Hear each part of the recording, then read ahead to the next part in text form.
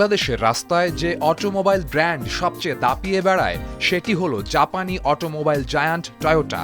১৯৬৪ সাল থেকে নাভানা লিমিটেড দেশে টয়োটার অফিসিয়াল ডিস্ট্রিবিউটর হিসেবে কাজ করে আসছে।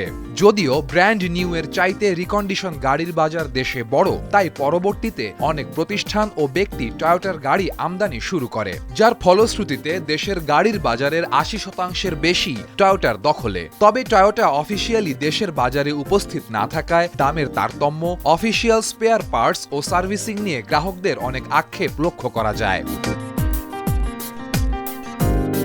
কাস্টমারদের সাথে এই দূরত্ব এড়াতে গত ১৭ ডিসেম্বর বাংলাদেশে জমকালো আয়োজনের মধ্য দিয়ে যাত্রা শুরু করল টয়োটা বাংলাদেশ লিমিটেড। রাজধানীর তেজগাঁওয়ের ট্রেড ইন্টারকন্টিনেন্টালে টয়োটা বাংলাদেশ লিমিটেডের উদ্বোধন করেন টয়োটা বাংলাদেশ লিমিটেডের ম্যানেজিং ডিরেক্টর প্রেমমিত সিং সহ অন্যান্য ঊর্ধ্বতন কর্মকর্তারা।